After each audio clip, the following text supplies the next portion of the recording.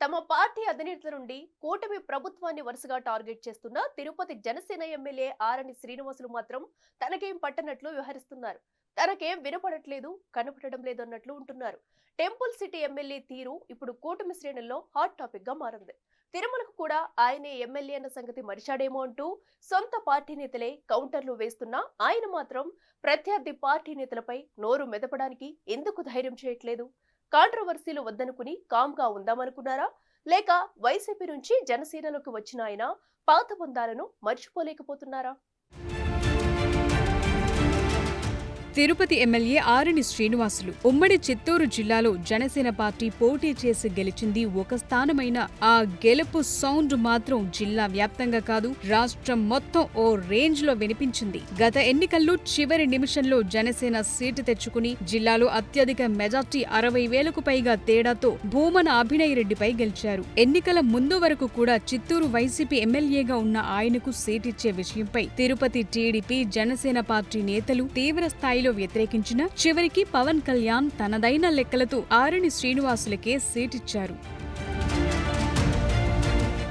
అయితే ఆయన ఎన్నికల్లో గెలిచిన తరువాత కొద్ది రోజులు బాగానే ఉన్నా మళ్లీ ఎప్పటిలాగే ఆయన కుటుంబ సభ్యుల పెత్తనం మొదలైందన్న ఆరోపణలొచ్చాయి. ఆ ఆరోపణలు తీవ్రమవటంతో జనసేనాని పవన్ సూచనలతో అందరినీ పక్కన పెట్టి నగర అభివృద్ధిపై దృష్టి పెట్టారు ఆరణి శ్రీనివాసులు. ఆ తరువాత కూటమి నేతలతో కలిసి ఆయన అడుగులు వేస్తూ ఉన్నారు. అయితే అంతవరకు బాగానే ఉన్నా ఈ మధ్య కాలంలో మాత్రం ఆయన వ్యవహారం కూటమి నేతల్లో తీవ్ర చర్చలకు దారితీస్తోందట.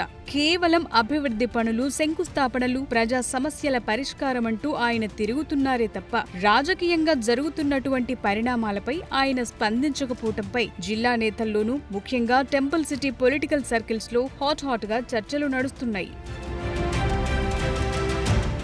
ఇప్పటికీ ఆరణి శ్రీనివాసులకి సొంత పార్టీలోనూ టీడీపీ నేతలతోనూ కొంత గ్యాప్ ఉందన్న వాదనలు బహిరంగంగానే వినబడుతున్నాయి. అయినా ఆయన ఆ గ్యాప్ ను తగ్గించే ప్రయత్నాలు అంతంత మాత్రంగానే చేస్తున్నారంటూ ఓవైపు కూటమి నేతలు మదనపడుతున్నారు. తాజా పరిస్థితుల నేపథ్యంలో కూటమి కార్యకర్తలు సైతం ఎందుకీ మౌనమంటూ తలలు పట్టుకుంటున్నారట. పైగా ఎమ్మెల్యే మౌనంగా ఉండడంపై పార్టీ పెద్దలకు సైతం కొందరు ఫిర్యాదు చేసినట్టు సమాచారం. ముఖ్యంగా పార్టీ అధినేత పవన్ కళ్యాణ్ ను టీడీపీని టార్గెట్ చేసుకుంటూ టీటీడీ మాజీ చైర్మన్ భూమన కరుణాకర్ రెడ్డి చేస్తోన్న విమర్శలపై ఆశించిన స్థాయిలో కాదు కదా, అసలు ఏమాత్రం స్పందించకపోవటంపై రగిలిపోతున్నారట జన సైనికులు, కూటమి నేతలు.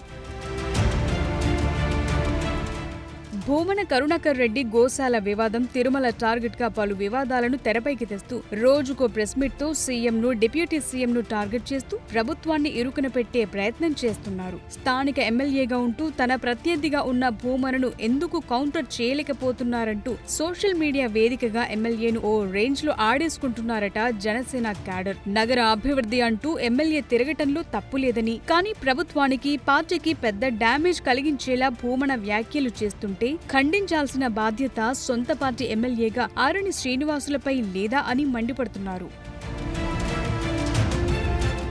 తాజాగా భూమన ఓ విగ్రహ వివాదాన్ని తెరపైకి తెచ్చి సనాతన ధర్మయోధుడు పవన్ కళ్యాణ్ ఎక్కడంటూ తీవ్ర స్థాయిలో విరుచుకుపడ్డారు. అదే స్థాయిలో ప్రభుత్వాన్ని, చంద్రబాబును టార్గెట్ చేశారు. అది రాష్ట్ర వ్యాప్తంగా హాట్ టాపిక్ గా మారితే దాన్ని తప్పు అని ఖండించాల్సినటువంటి బాధ్యత ఎమ్మెల్యే ఎందుకు తీసుకోలేదని ప్రశ్నిస్తున్నారట జన సైనికులు. నగరంలో ఇప్పుడు ఏ ఇద్దరు పొలిటికల్ లీడర్లు మాట్లాడినా ఇదే చర్చ నడుస్తోందట. కొందరు స్థానిక టీడీపీ నేతలు వెళ్లి భూమన తీరును ఖండించారు తప్ప ఎమ్మెల్యే మాత్రం ఏమీ పట్టనట్లు ఉండడంపై పార్టీ పెద్దలు సైతం అసహనంగా ఉన్నారట.